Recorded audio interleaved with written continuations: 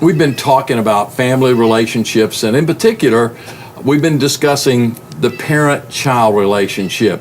And we want to continue today, and we're going to talk about probably one of the most difficult things to talk about, and that is discipline. And yet, the Bible says that those whom God loves, He disciplines. And He disciplines us out of His love. It makes us better people, and we grow because of His discipline and the things that we go through in life. And so if we're going to learn from Him, and I've been talking about how my goal is to learn from God as our Father how to be the kind of parent that He wants me to be. And if I'm going to learn from Him, then I have to exercise discipline. And this can be a point of tension, not just between the parent and the child, but this can be a point of tension between husband and wife as well. And I know that sometimes, probably, we talked about disagreements, but some of our biggest disagreements was over how to discipline Dave and Renee. And as I mentioned earlier, you're more lenient and I'm more strict. So let's talk a little bit about how we dealt with that. How did we come to an agreement about that? Through trial and tribulation and Yeah. prayer. I think just coming to say, part of it has to do from my perspective on the personality of the child even, that the strong-willed versus not quite so strong-willed. And so probably would do it a little bit different with Dave now, even with the spanking. I think sometimes I was a little overboard, but not sure. He turned out pretty good. So, and I think with Renee, because she was more gentle, that spanking, I mean, would cause her to just really have a hard time. And so responding to it. So I think just knowing the personality of the person and the spirit helped. Yeah. But sometimes. But you and I didn't agree. Where we would have a problem, I think sometimes is, from my perspective, here we are in the midst of this. But we would. I remember I would come in and you would tell them, say, when your daddy gets in, you're gonna get it. I was kind of coming in and I was saying, I don't want to always be the bad guy, but you wanted me to do that. And so we had to work through that, and we had to talk through that and pray through that to where we came to some kind of conclusion. And I think it goes back to our discussion that we had on communication. That was probably one of the hardest things that we had to do is, because we had to learn to communicate with each other. And one of the biggest helps in discipline was that we were both on the same team, because children, when they're small, know how to manipulate parents, and they'll do it. And so we had to learn that, and that was one thing.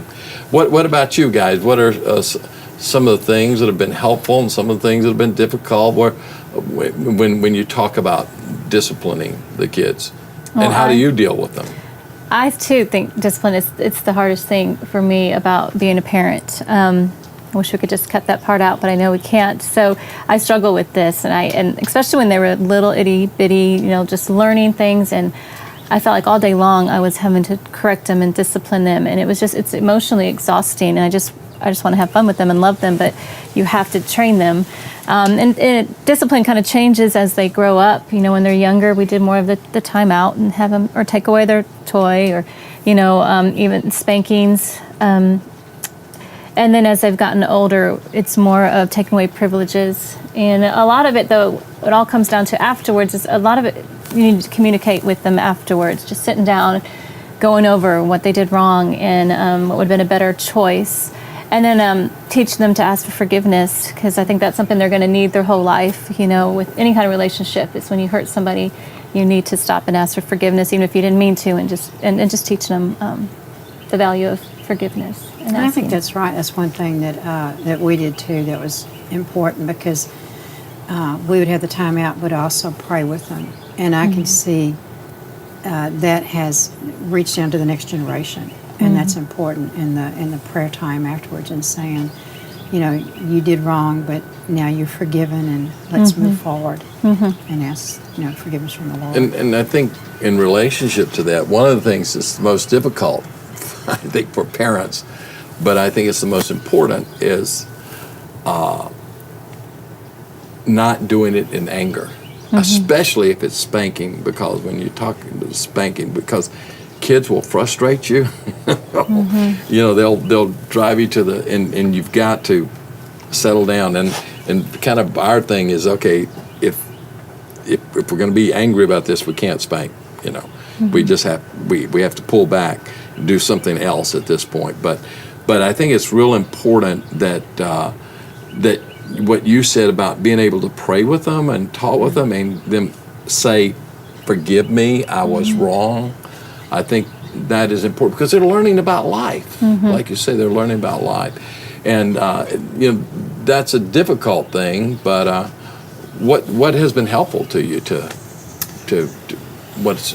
I think going back, well, two things. One, I would say is with this whole conversation of discipline, which I know we all agree, is there's a pendulum with discipline and grace, and discipline has to be seasoned with grace. There's parameters, but unless grace is the foundation, all you're going to do is create, you know, kids who try to do the thing to impress the parents and then sneak behind their backs and do what they really want to do.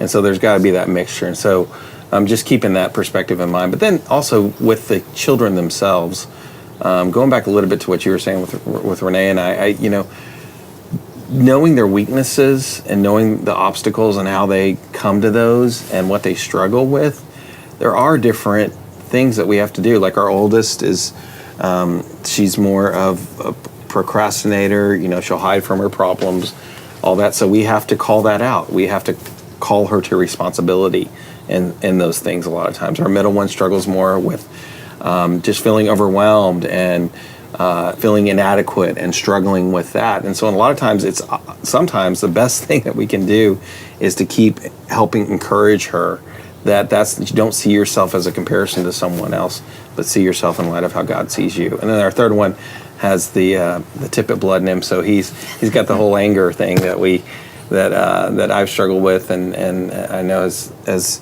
been an issue. But you gotta teach him how to calm himself, or how to allow God to calm him and be peaceful in the middle of that. Sometimes that's being in another room. Sometimes it's Kelly when he's screaming loud, just wrapping her arms around him and just holding him tight until he calms down, or it's sometimes, you know, just having them write down, take a few minutes to go write their anger down or whatever. There's all different techniques. There's things you can use, but I would say be sensitive to where your child struggles in those areas, and just ask God for wisdom on how to address those areas so that you can be proactive in it too, not just when it comes to the actual discipline part, but you can help prevent that by being cognizant of that. Something I read back when I was kind of going through a hard time with my kids when they're younger.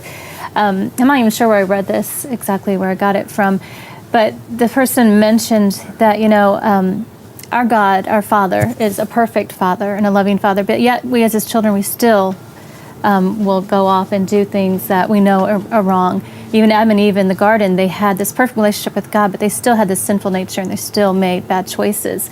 And I think that kind of gives me some encouragement to realize that I'm not going to be able to control these kids. They're going to throw a fit when I'm at the grocery store or whatever. And it takes some of the pressure off that I don't have to be this perfect parent, that there's grace in that area and that we can pray for them and trust God to fill in the gaps where we are not quite there yet. I think one of the things we have to do is look at the long-term thing. That, in other words, it's different stages. They're gonna, you know, when they're young, throwing a fit. When they're older, they're not gonna embarrass themselves that way. So they go through different stages, and we have to recognize those stages. And in so doing, then we can say the long-term goal is helping them to grow, helping them to develop, to become the people, and discipline is different at different stages. But I think the bottom line is really looking to God as our Father and learning from Him how He deals with us. I'm glad that the way He dealt with me when I first came to Christ is not the way He deals with me today, and vice versa. So look to Him and let Him be your model.